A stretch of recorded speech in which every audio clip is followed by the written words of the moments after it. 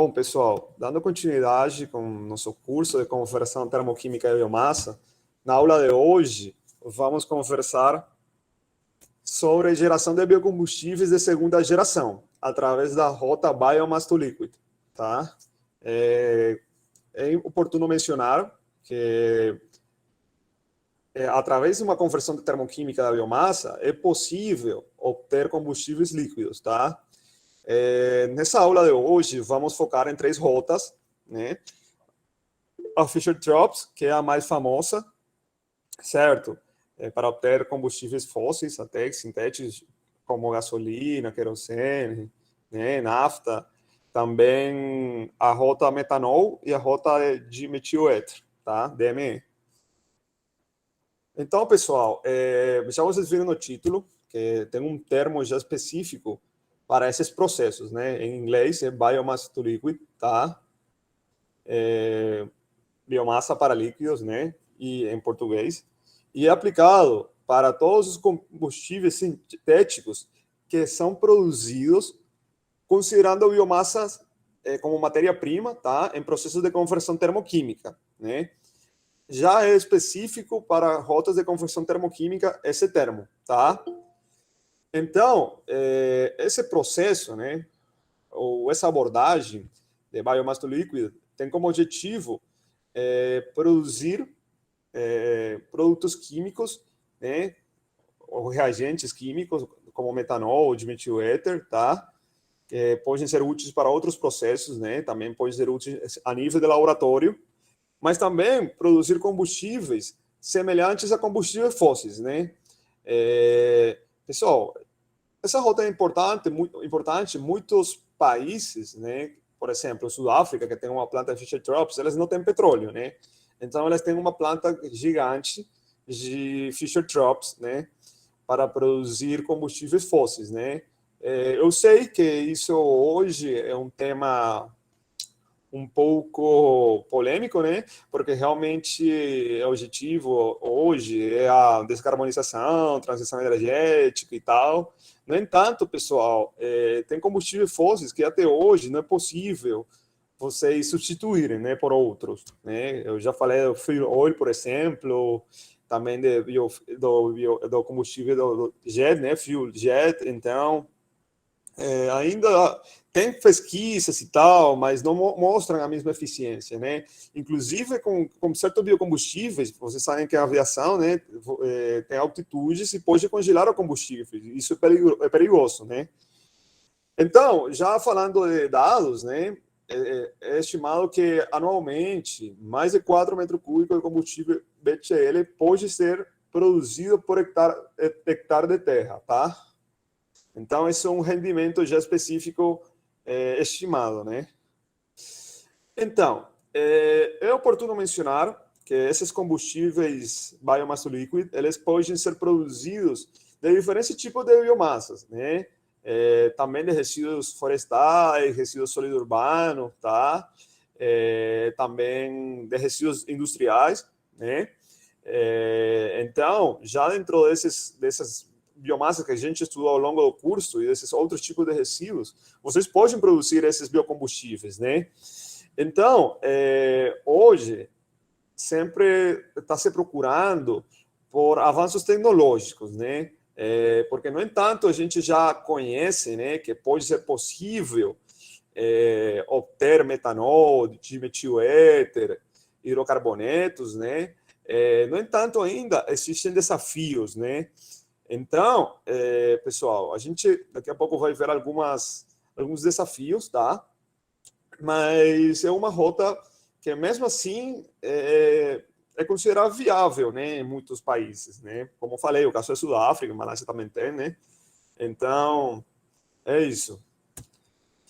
Então, aqui o objetivo fundamental da produção desses biocombustíveis sintéticos é tornar o setor de transporte mais independente das fontes energéticas fósseis, né? Ou seja, a longo prazo, reduzir as emissões de dióxido de carbono, né?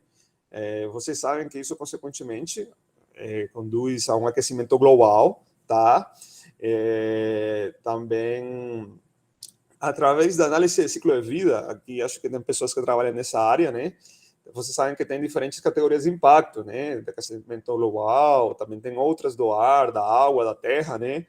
Então, tipo assim, isso realmente afeta diferentes recursos naturais, né? E também o CO2 é perigoso, né?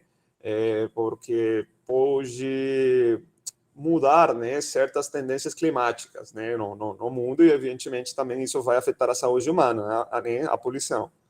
Então, pessoal, isso fundamentalmente sempre a gente quer isso, porque a biomassa, conforme a gente falou em algumas das primeiras aulas do nosso curso, ela está focada mais, realmente um combustível ou uma matéria-prima, né, neutra, né, de carbono. Então, isso, porque está baseado, né, realmente, como provém principalmente de madeira, das plantas, né, é basicamente um ciclo, né, aí de fotossíntese, né, então o mesmo CO2 que ele absorve, ele expulsa, então não tem problema nenhum, né. Então, pessoal, antes de iniciarem com os três tipos que a gente está vendo aqui, né, que vão ser o nosso foco hoje, que são metanol, dimetil éter, né, e diesel, né, ou, na verdade, combustíveis fósseis, né, através de Fischer-Tropsch. Alguém tem alguma dúvida, algum comentário? Tá.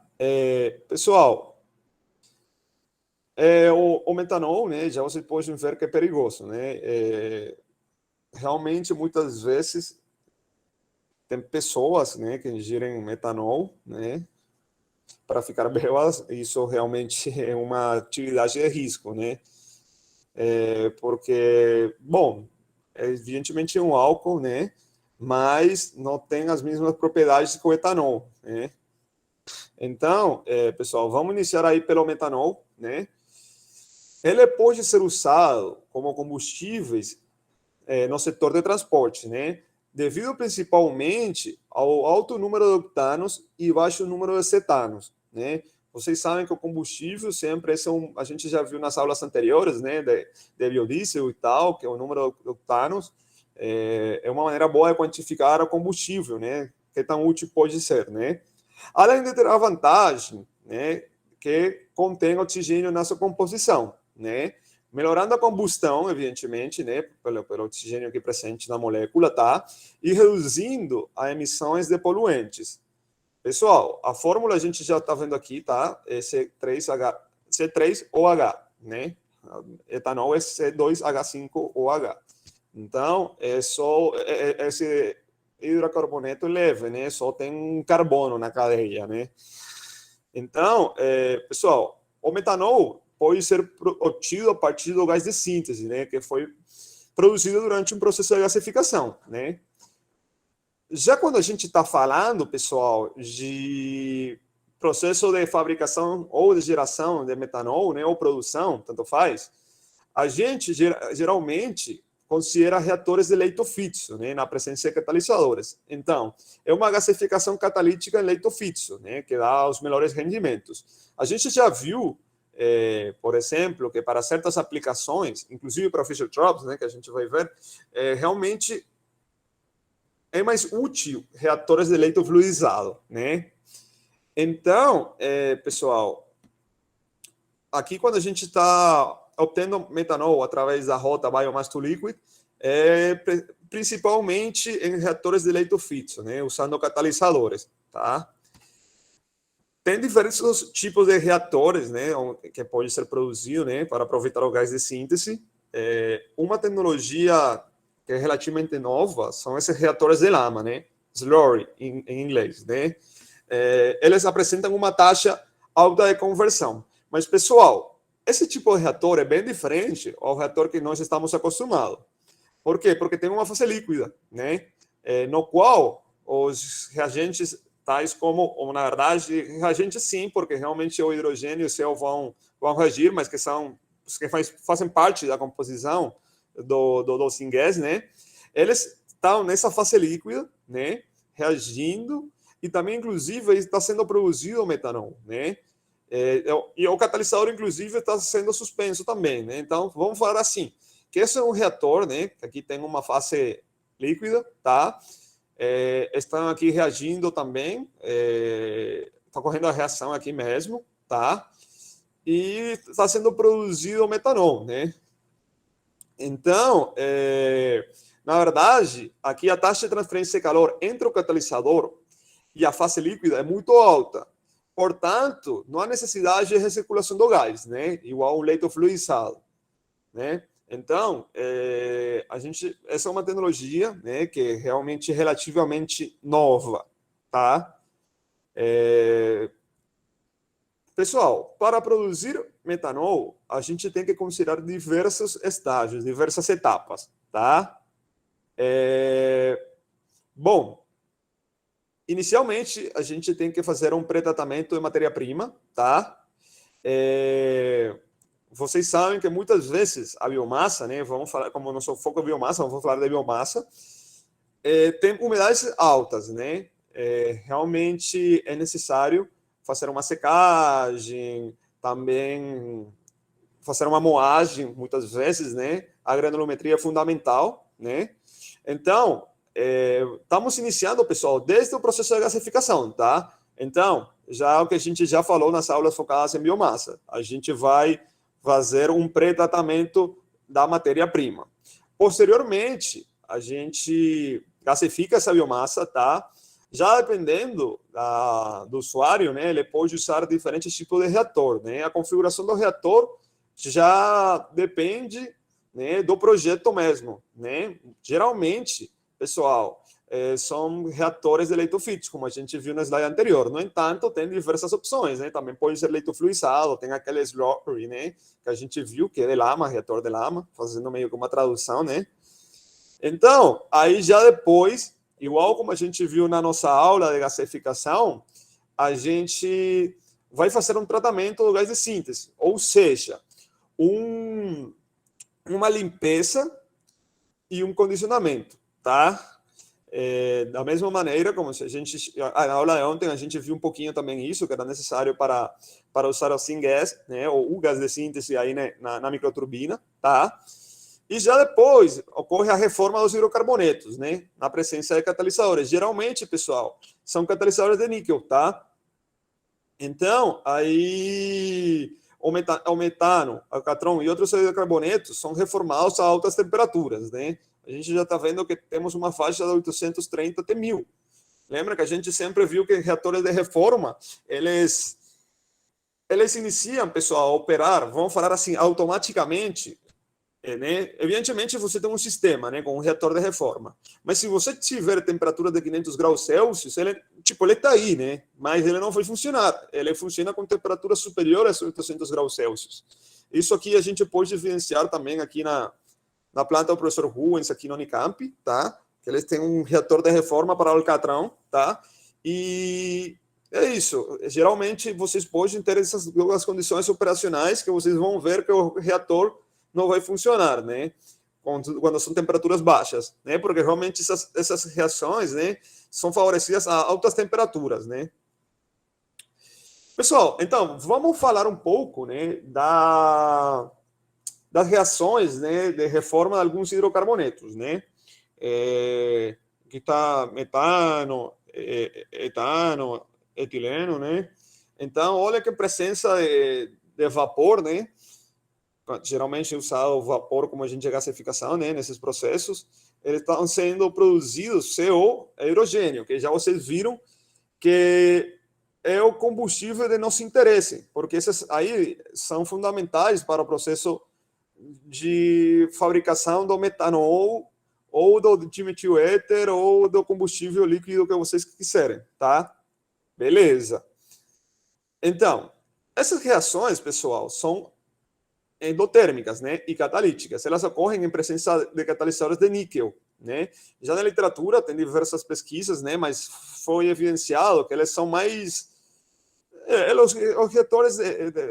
os reatores que têm como catalisador níquel, tá? Mostram melhores eficiências, né, no processo.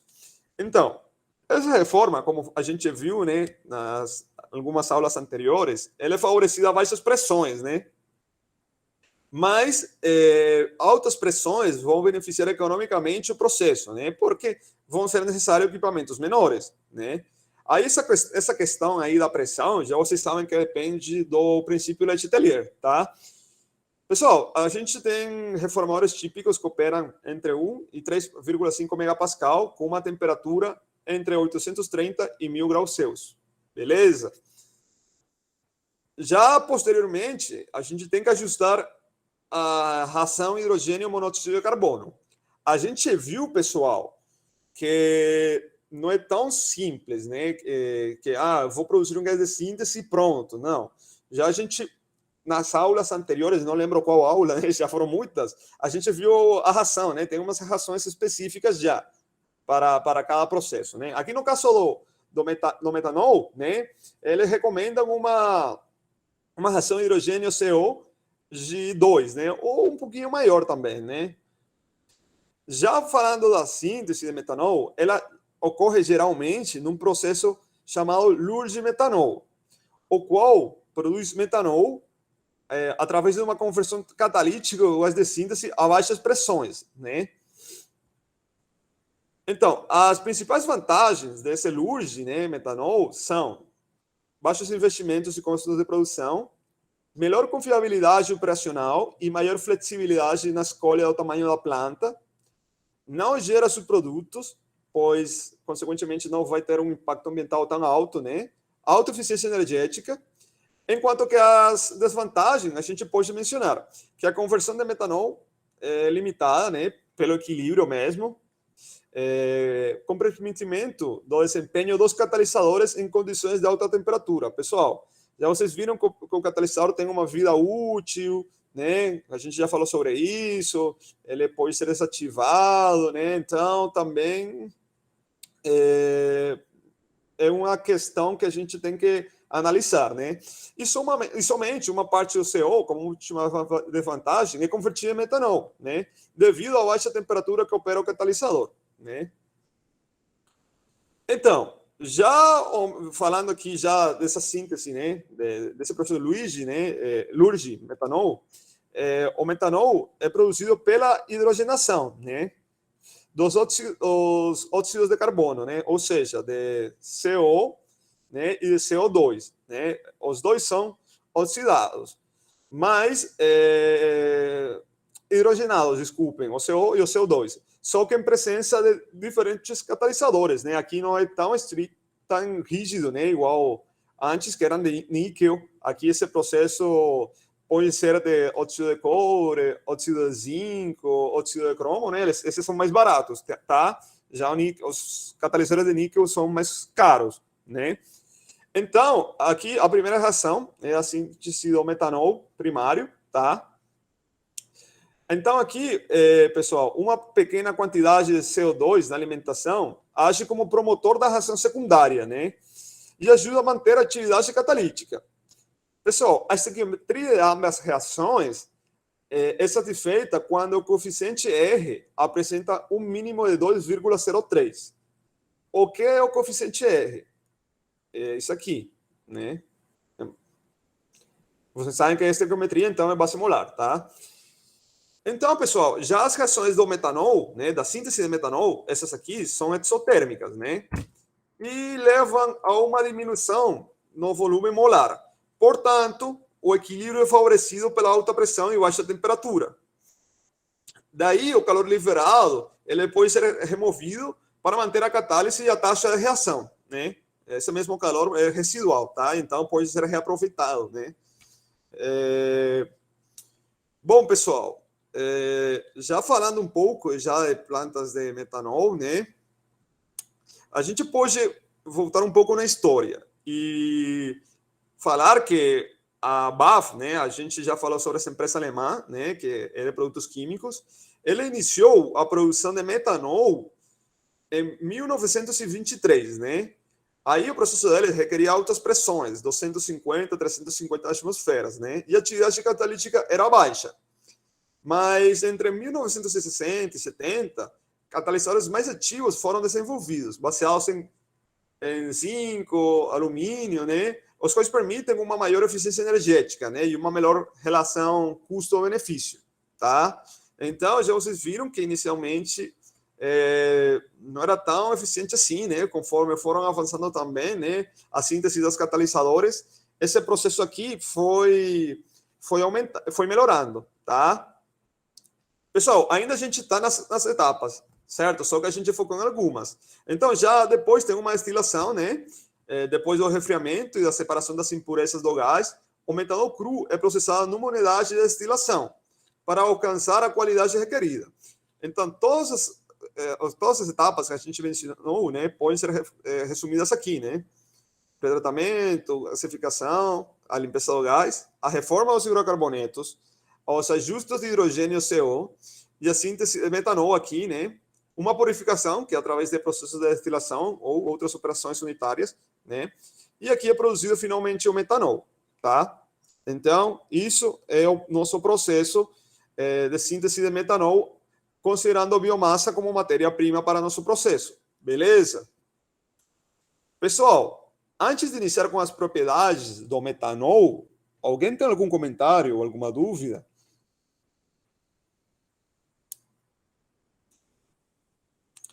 Então, vamos continuar considerando, pessoal, que o metanol pode ser usado em qualquer veículo, né? Ele pode ser puro, tá? Ou pode ser misturado com outros hidrocarbonetos, né? Porém, o metanol tem um baixo número de cetano, como já mencionamos. Olhem a comparação. O número de cetano é 5, enquanto que para o diesel fóssil é 50. Isso indica uma qualidade inferior de ignição, né? Aí no motor, né, do veículo. Né? Lembrem-se que esses motores são ciclos termodinâmicos, né? E geralmente funcionam com ignição, né? Então, o metanol tem uma alta taxa de octano, né? No entanto, a cetano é baixa, a octano é alta. E sua aplicação como substituto de combustíveis derivados de petróleo em motores de ignição por centelha, como falei, é preferível, tá? Porque são diferentes tipos de motores, né? Então, pessoal, vamos comparar um pouco, né, a gasolina, tá, com o metanol. Então, evidentemente, a gasolina tem um maior peso molecular, tá? Pelo fato que tem 8 átomos de carbono, né? Olha os números de octanos. Aqui o metanol é maior, do cetano a gasolina é um pouquinho maior, tá? Bom, a pressão de vaporização a 15 graus Celsius, tá? Condições isso, né, pessoal? 15,6, né? Que a gente já mencionou ontem. Densidade, tá? Poder calorífico inferior, olha a diferença. Já vocês estão vendo, né? O metanol tem menor PCI ou menor densidade energética e, portanto, sempre vai ser requerido, né, maior quantidade, né? Para que seja substituído, igual como a gente viu ontem nas microturbinas, né? Então, a ração estequiométrica ar combustível da gasolina é maior, tá? Esse é dado útil, né, para processos de gasificação, né, conhecer, e de combustão também, até de pirólise, né? E a temperatura de ebulição, né? Isso aqui varia, né, pessoal? A gasolina tem muitas variantes, né? Varia muito. Então, é isso. Pessoal, o número maior de octanos no metanol, ao se comparar com a gasolina, né, pode levar a uma maior eficiência, né? Se a taxa de compressão no motor for ajustada. Por outro lado, o poder calorífico do metanol é inferior ao da gasolina, né? Isso tem uma relação também, né, com a ração ar combustível estequiométrica, tá? Então, aí a gente já está vendo que essas diferenças, né, da composição do poder calorífico, isso também vai influenciar, né, na quantidade de ar que você vai fornecer no processo, né? Porque no motor também você fornece ar, né? Então, é isso. Bom, antes de iniciar com Fischer-Tropsch, né, para a obtenção de combustíveis fósseis sintéticos, alguém tem alguma dúvida, algum comentário?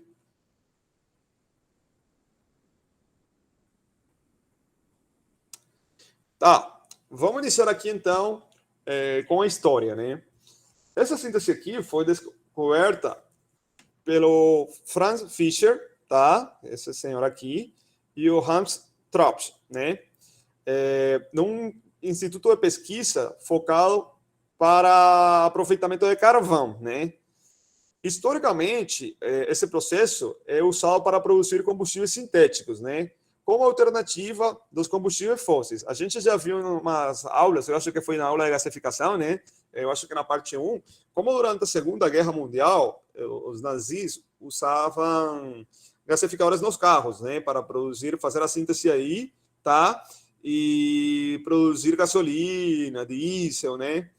Já cada um depende das propriedades do processo, tá? Então, é isso. Então, atualmente, essa síntese de Fischer-Tropsch tem recebido muita atenção devido à possibilidade de geração de hidrocarbonetos limpos, né? Pois o processo gera produtos livres de enxofre, né? Que vocês sabem que tem muita legislação, né? Com algumas restrições ao teor de enxofre nos combustíveis e também de compostos aromáticos, né? Que são muito voláteis, tá?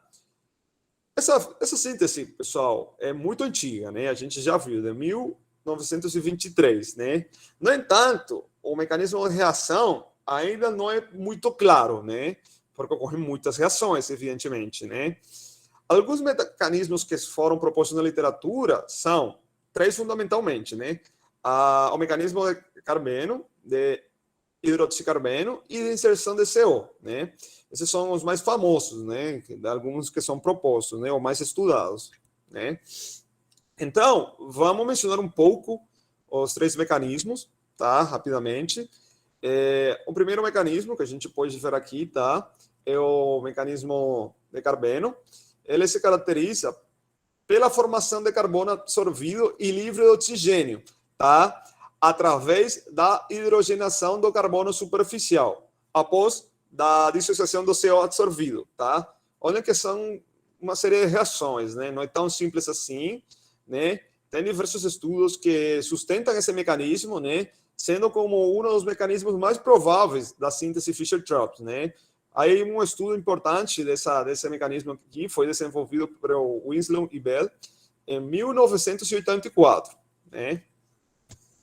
Aqui temos nosso segundo mecanismo, hidroxicarbeno.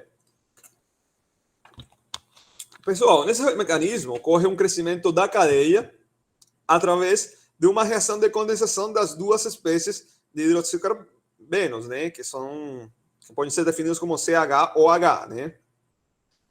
Esses aí são formados pela hidrogenação parcial, né? Então, aqui a gente já está vendo hidrogenações, né? Pelo CO absorvido, né? Esse CO aqui foi absorvido, né? Então ele está sendo hidrogenado, tá? Nesse mecanismo são formados álcoois por hidrogenação, aldeídos através da dissociação e hidrocarbonetos via eliminação do grupo hidroxilo, né? Ou hidroxila, o grupo OH, tá? Já o terceiro mecanismo de inserção, que é esse aqui, tá? Que é o mecanismo de inserção de CO, né? E nesse aqui, a gente tem uma cadeia que cresce através da inserção de um grupo carbonil, né? Ou seja, o CO absorvido, tá? Na ligação metilalquila, que é essa aqui, né? Pessoal, isso tem uma forma, vocês estão vendo que tem aqui a gente tem CH3, né? Metal-alquila, mas podem ser diferentes, podem ser hidrocarbonetos maiores, né? Porque aqui a gente tem um, então, quando é um é C3, mas quando é 2, é 2H5, né? E por aí vai. Então, para que a reação de acoplamento carbono-carbono ocorra, as espécies resultantes são primariamente hidrogenadas, né? Então, pessoal, aí nesse mecanismo também são formados álcools, aldeídos e hidrocarbonetos, tá? Que são esses grupos funcionais que a gente está vendo aqui, né? Pessoal, já a gente pode evidenciar, né, que o uso do gás de síntese produzido através da gasificação de biomassa pode ser convertido em hidrocarbonetos através da síntese Fischer-Tropsch, né? Aqui nesse processo podem ser usadas temperaturas baixas ou altas, né? Já depende do tipo de combustível que a pessoa quer obter, né? Em baixas temperaturas, geralmente, são produzidas ceras, né? E, após um hidroprocessamento, são convertidas em nafta ou óleo diesel. Já a altas temperaturas é usado para a produção de gasolina, né? Então, aqui na imagem a gente está vendo, né? Quanto um barril de petróleo, né? Vai destinado para cada produto, né? Então, geralmente, o que é mais produzido é o diesel, né? Óleo combustível também tem um valor interessante, né? No entanto, a gasolina é maior, tá? Bom, pessoal, vamos falar das reações, né? A gente pode ver, pessoal, que a gente tem 4 reações que são muito conhecidas de nossas aulas de gasificação. Essa aqui é a metanação, tá? Essa aqui é de produção de hidrocarbonetos, tá? Essa aqui é de Schiff, né? E essa aqui é a reação de Avogadro, tá? Então, a reação de metanação e de Avogadro são indesejáveis, né? Enquanto essa aqui, pessoal, a segunda, né, é desejável. Desejável por quê? Porque é nosso objetivo, né, obter hidrocarbonetos, né? Então, a reação mais dominante, ela é mais dominante quando você aplica um catalisador composto de cobalto, né? Então, a gente já está vendo que aqui já é diferente, né? A gente tinha cobalto, são catalisadores baseados em cobalto e então, no anterior é níquel, né? Então, já temos uma diferença interessante. Além disso, que são outras reações que estão envolvidas, né? Essas são, vamos falar assim, as moléculas, né, do possível hidrocarboneto, né, como é a forma molecular, né. Então, pessoal, já quando a gente usa um catalisador baseado em ferro, né, a reação de Schiff ocorre rapidamente, né. Aí o ferro catalisa essa reação e permite operações, né, condições operacionais a baixas temperaturas, né. Essa reação de Schiff, pessoal, é a reação principal para a construção de hidrocarbonetos de cadeia longa, né? Então, aqui a gente pode ver isso aqui, tá? Pessoal, a formação de hidrocarbonetos pesados, ela sempre vai ocorrer através de uma dissociação do monóxido de carbono. A gente já viu, né, nessas reações, né? Em cada estágio do processo do crescimento das espécies, né, tem uma opção, né, de dissolução para produzir um alcano, né? Esses aí podem ser hidrogenados, né? Ou continuarem o crescimento da rede através da adição de outro grupo CH2, né?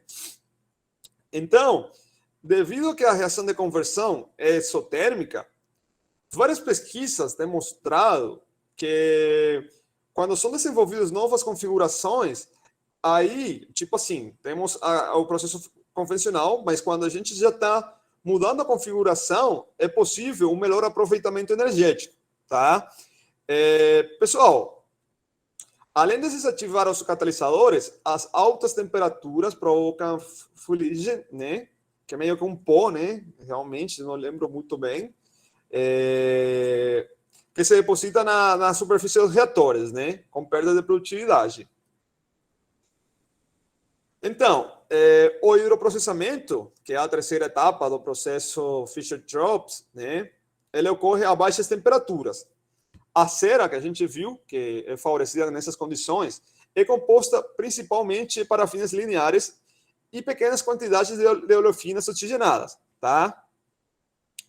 A hidrogenação das olefinas e dos compostos oxigenados, além do hidrocarregamento da cera, pode produzir nafta e óleo diesel, que por isso foi que a gente viu, que a baixas temperaturas pode ser obtido também nafta e óleo diesel, tá? Aqui estamos vendo fórmulas, né, dos produtos que a gente estava analisando a baixas temperaturas, né? Olha que a cera tem mais de 20 carbonos, né, uma cadeia longa, muito longa. O diesel entre 9 e 20, e o nafta tem menores, né?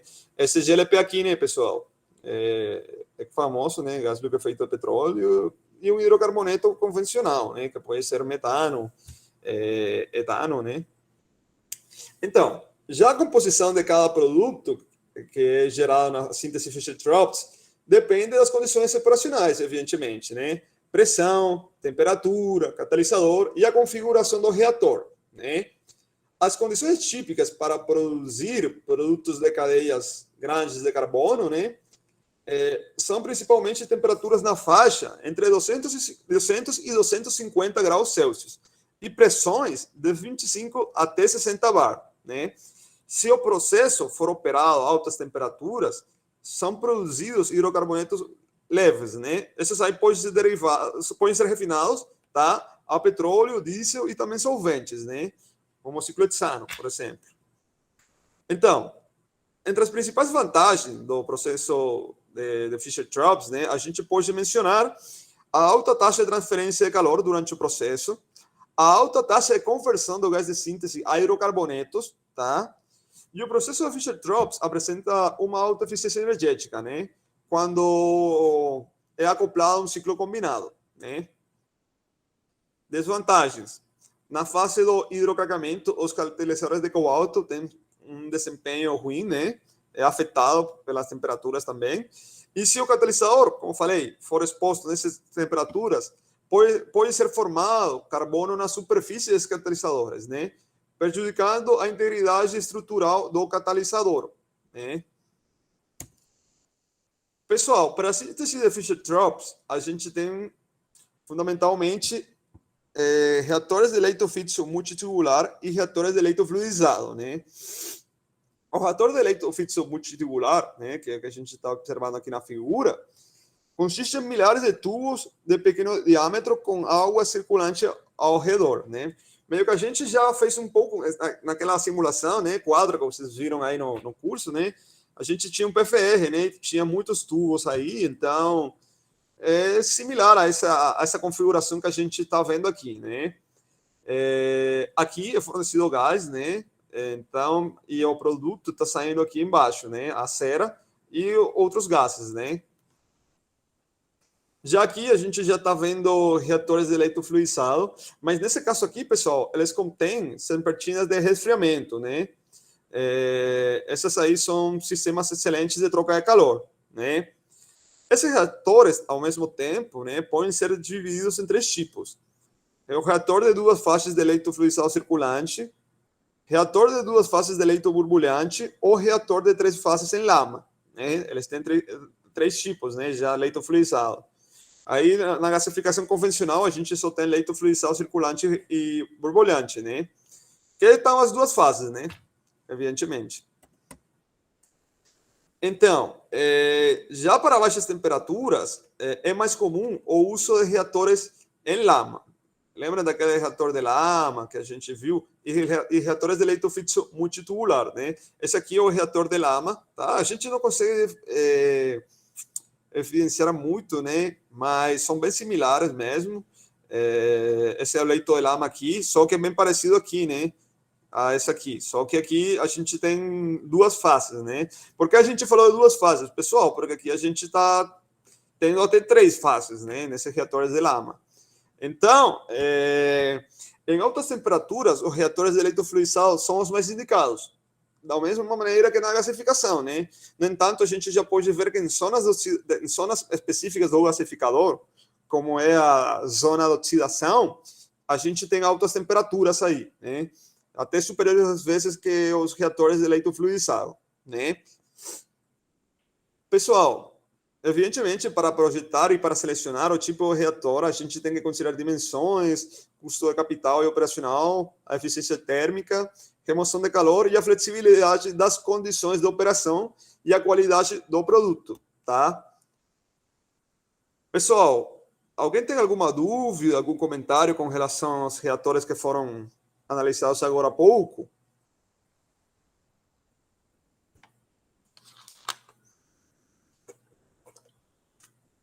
Bom, pessoal, tem outras opções, né, para Fischer-Tropsch, né? São microreatores, né? As dimensões são menores comparadas com aqueles que a gente viu nos slides anteriores, né? O diâmetro desses microreatores é de 60 centímetros, geralmente, né? A principal vantagem dos microreatores é a possibilidade de redução do custo do processo, né? Além de apresentar altas taxas de reação. Outra característica dos microreatores é a alta eficiência de conversão, né? 70% por ciclo. E, bom, além disso, microreatores, eles podem alcançar altas taxas de produtividade. Aproximadamente 12 barris por dia, né, de produtos Fischer-Tropsch, né, por tonelada de massa do reator. Então, a alta taxa de produtividade também pode ser alcançada aplicando catalisadores com alto nível de atividade, né? Por exemplo, o níquel também, né, nesse caso. Bom, vamos ver um pouquinho, né, as propriedades do diesel obtido com Fischer-Tropsch e vamos comparar com diesel fóssil, né? Fórmula química, é difícil determinar, né? A gente considera como uma parafina. Aqui já o diesel fóssil tem uma fórmula química. Tem mais número de cetanos, então olha que é um combustível interessante, tá? Tem uma densidade similar, né? O poder calorífico também é similar mesmo. A quantidade de oxigênio é aproximadamente zero, né, pessoal? Porque é uma reforma, então está sendo focado a produção de hidrocarbonetos, né? Viscosidade cinemática é um pouquinho menor essa aqui, né? E a temperatura de ebulição é próxima, né? Já vocês viram, pessoal, que são características bem similares, né? Um diesel obtido através de Fischer-Tropsch facilmente pode substituir um diesel fóssil, tá? E esse diesel Fischer-Tropsch é obtido através de matéria-prima tipo renovável, né? Biomassa nesse caso, né? Então, a gente já está vendo um benefício claro, né? Pessoal, vou iniciar de metil éter, que é aquele outro combustível líquido de interesse para muitos. Antes de iniciarem, pessoal, alguém quer falar alguma coisa? Tem alguma dúvida?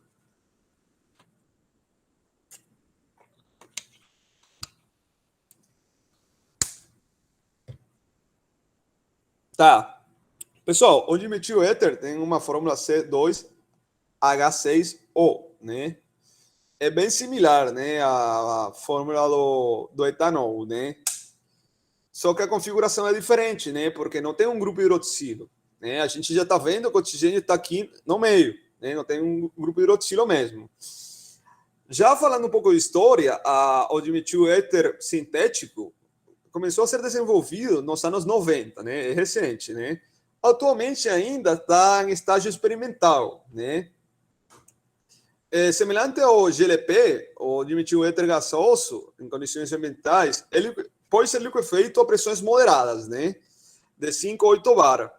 Mas o DME pode ser misturado com o GLP em concentrações de 10 a 20%, tá? O dimetil éter também pode aproveitar a infraestrutura existente do GLP, o qual seria um dos fatores mais interessantes para introduzi-lo no mercado, né? Considerando, né, o alto número de cetanos que o dimetil éter tem e que pode ser uma queima de forma mais limpa, né, ao se comparar com um diesel fóssil, tá? O dimetil éter possui cerca da metade do poder calorífico, né? Evidentemente, isso conduz a um aumento do consumo de combustível, a gente já viu pela densidade energética, né? Levando à necessidade de um tanque de combustível 2 vezes maior, né? Para manter a mesma autonomia. Então, isso é uma desvantagem aí do dimetil éter, né? Ao se comparar com o diesel do Fischer-Tropsch, por exemplo, né? Então, originalmente, esse DME era produzido através da desidratação do metanol, tá? Mas, recentemente, foram desenvolvidos processos de produção de metil éter através de gás de síntese, né? Que são essas reações que a gente está vendo aqui, tá? Olha que aqui está sendo formado, né? Inicialmente é formado o metanol, né? Ocorre uma reforma do metanol e depois é produzido o dimetil éter, né? Pessoal, a obtenção do dimetil éter a partir de gás de síntese é mais eficiente, tá? Pois envolve apenas um processo, né? Ao invés de dois, como a gente viu na síntese do metanol e da desidratação do metanol, né? A síntese de metanol, pessoal, diretamente do gás de síntese, requer pressões altas, né, de 60 a 70 bars, né?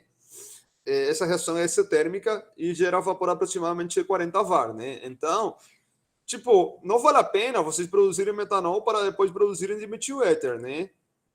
Tem estudos que já mostram que é melhor, né, fazer a conversão direta, né? Mas já vocês viram que está ainda em estágio experimental, então tem um projeto em Japão que a gente vai ver daqui a pouco.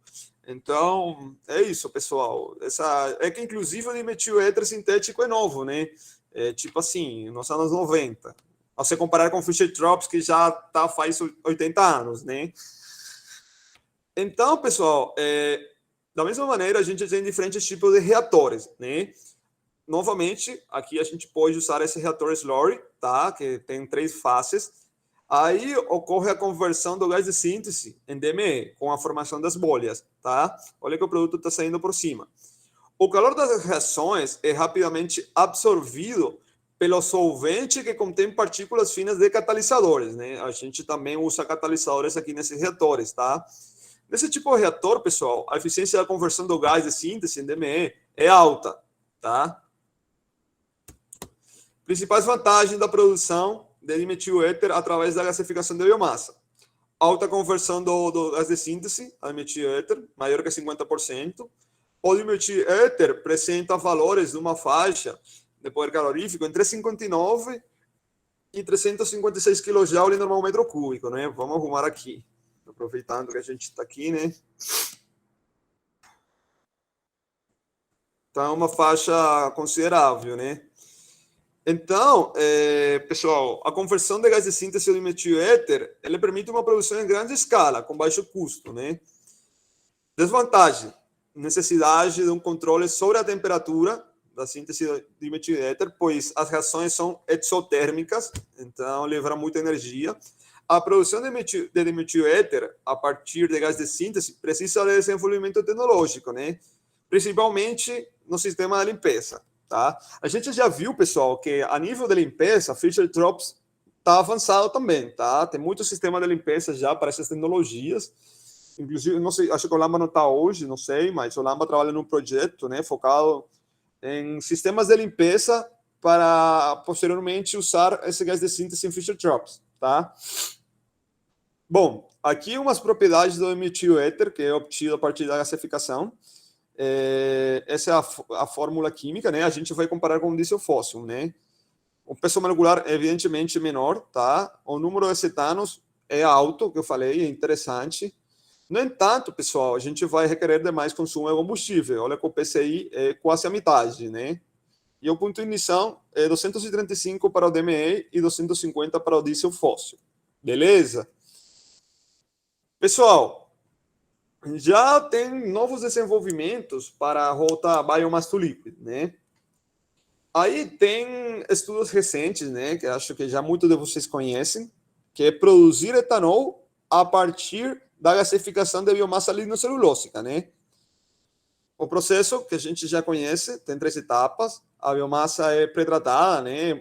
Ocorre uma remoagem, uma secagem, às vezes até ocorre um processo de briquetagem, né? Dependendo do tipo de biomassa, tá? Posteriormente, ocorre a gasificação. Geralmente, pessoal, essas tecnologias aqui, o gás de síntese que é produzido para essas 3 sínteses, é oportuno mencionar que geralmente ocorre com gasificação que considera misturas vapor-oxigênio, tá? Porque favorecem a produção de hidrogênio e CO, beleza? E também essas reações de hidrogênio e CO, tá? E o último estágio é o processo de limpeza, né? Então, já os traços que ficam aí no final, né, de hidrocarbonetos, são retirados pelo processo PSA, Pressure Swing Absorption, né? Que tem um leito de sílica gel e trabalha a baixa temperatura, né? Já após a limpeza do etanol, é produzido um leito catalítico, como na produção do metanol, tá? Os hidrocarbonetos de cadeia longa e os gases que não reagiram durante o processo, tá? Eles voltam no sistema, né? Na seção de síntese. Pessoal, a gente já viu na aula, né? Da produção de etanol através da rota convencional. Realmente, eu acho que tem muito estudo recente sobre isso. Então, eu pensei que talvez era interessante vocês pesquisarem sobre isso, porque realmente é muito convencional hoje, né? a produção de etanol através da gasificação de, por exemplo, de cana, né? Tem muitos estudos sobre isso. Então, vale a pena vocês darem uma olhada, tá? Porque eu foquei na rota convencional, que ainda é muito usada, tá? Então, outra rota que a gente conhece é da fermentação do gás de síntese para produzir etanol. Já depois, no final, a gente vai ver umas coisas aí de fermentação na aula de hoje. Então, da mesma maneira que no processo descrito anteriormente, a biomassa lignocelulósica é pretratada, o gás de síntese produzido, né, passa por um sistema de limpeza e de acondicionamento, né? E aí, pessoal, a ração CO e hidrogênio é ajustada 1 a 1, né, antes de entrar no reator, né? Porque essa ração é ideal para a síntese de etanol. Então, a gente já está vendo que é diferente das outras, né? A gente já viu que tem 3 a 1, 2 a 1, né? Para metanol, para Fischer-Tropsch, né? A bateria usada para fermentação, pessoal, o gás de síntese é a Z-móvilis, né? Geralmente, né? E essa fermentação ocorre também em um reator em água, né? Então, já é o pessoal que manja aqui fermentação, acho que o Arthur trabalha nisso também, né? Que são reatores aí, não tanto de lama, né? De lama é diferente, esses reatores já são bioreatores específicos, né? Inclusive, pessoal, tem muita conversão, né? Uma conversão bioquímica usando algas, né? Que também é uma outra bioquímica interessante. No entanto, esse não é o foco do nosso curso, né? Custos, pessoal. Isso varia, né? Então, evidentemente, aqui a gente está vendo os custos de produção de metanol, né? A mão de obra, mão de obra, custo da matéria-prima, custo operacional, né? Esse dólar por tonelada de metanol produzido, né? Encargos, custo total, isso aqui. $1.027 por tonelada de metanol, tá? Aqui no caso do Fischer-Tropsch, o custo de transporte, né, é oxigênio, né, evidentemente, que é uma matéria-prima fundamental, né, para esse processo, porque o vapor é produzido aí em superaquecedores, né, então, e aqui, pessoal, a gasificação e a síntese Fischer-Tropsch é isso aqui, então, já comparando valores, essa aqui, né, é muito menor, né, evidentemente, além que já está mais desenvolvido, já foi descoberto faz 80 anos, né? Na verdade, faz 100 anos quase, né? No ano que vem vai ser 100 anos, né? Da síntese aí da Fischer-Tropsch, né? E, pessoal, já de metil-éter é mais caro ainda, né? Aqui a gente tem muitos custos aí, né? Que realmente fazem por isso ainda está em estágio de desenvolvimento, né? Tem muitos custos associados. Tendências e desafios para os processos biomass to liquid. Pessoal, atualmente as instalações a grande escala de conversão de síntese de Fischer-Tropsch, né, utilizam somente combustíveis fósseis para a produção. Vocês lembram daquele exemplo da África do Sul que eu falei, né? Ele usa carvão, né, como matéria-prima, igual os nazis, faz 60, 70 anos na Guerra Mundial, né? E tem um exemplo da Shell, na Malásia, que ele produz líquidos derivados de gás natural, né? Já vocês viram no exemplo na aula da Shell, né? Desculpem, na aula de gasificação, que a gente mostrou aquele vídeo da Shell, né? Eles usam geralmente combustível fóssil mesmo, né? Eles são espertos. Então, mas é válido também, né? Mas realmente é um desafio, né? Que essas plantas já estão a nível industrial, né? Mas usam ainda combustíveis fósseis, né? Portanto, gera um impacto ambiental, evidentemente. No entanto, você vai produzir e tal um combustível sintético, você está gerando impacto ambiental, né? Só que através de outra tecnologia, né? Também, atualmente, muitas pesquisas focam na limpeza e condicionamento do gás de síntese, tá? Desenvolvem diferentes tipos de catalisadores para reduzir a quantidade de componentes inertes no gás de síntese, né? E a utilização de subprodutos, né? Tais como eletricidade, calor e vapor. Como eu falei, aí o Lamba, ele não está hoje, eu acho, mas ele trabalha em um projeto que está focado na limpeza do gás de síntese, né? Visando um aproveitamento através da síntese de Fischer-Tropsch, né? Pessoal, teve um projeto, né, em Rotterdam para instalar uma planta de Fischer-Tropsch, né, com uma capacidade de 600 megawatts, né, usando como matéria-prima o carvão e biomassa. Então, já tem projetos já que estão considerando biomassa e não somente carvão. Metanol, pessoal. Aqui, o objetivo é buscar melhoras e desenvolvimento de novos catalisadores, né? Evidentemente, o catalisador incrementa muito, né? Porque são usados muitos catalisadores. A gente viu aí nos slides, quando a gente apresentou, né, as reações, ao longo do processo, são usados muitos catalisadores. Também é oportuno mencionar que é necessária a optimização do processo, né? Consumir menor quantidade de oxigênio, e para obter também, ao mesmo tempo, né, um alto rendimento de gás de síntese, né? Tentando convertir a máxima quantidade possível do carbono, né? E uma baixa concentração residual de hidrocarbonetos no gás de síntese, né? Ou seja, o foco é obter muito hidrogênio e CO. Ainda aí com metanol a gente tem esse desafio, né? Há grande interesse, pessoal, para produzir tecnologias que permitam reduzir o custo de conversão de biomassa a metanol, né? Então, já vocês viram que são custos altos, né? Muito altos, ao se comparar aí com Fischer-Tropsch. Dimethyl éter. No mundo tem instalações pequenas, né? Que produzem dimetil éter a partir de metanol puro, né? Já vocês viram que, tipo assim, já a gente está pensando, né?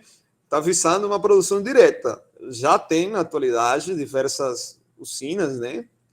Mas já usinas que produzem dimetil éter a partir do gás de síntese obtido na gasificação, isso é só projeto mesmo, tá? Então, é oportuno mencionar que a Associação Internacional de Metil Éter declarou que o dimetil éter derivado do gás natural pode ser levado ao mercado consumidor a um preço competitivo ao se comparar com um diesel fóssil, né? Então, a produção de dimetil éter a partir de biomassa é mais cara, né? Evidentemente, como a gente viu. Então, a matéria-prima e os custos de capital são 2 vezes os custos operacionais e de manutenção a se comparar com esse dimetil éter derivado de gás natural, né? Pessoal, muito obrigado aí pelo tempo. Essa foi a primeira parte da aula. Não sei se alguém tem alguma dúvida, algum comentário.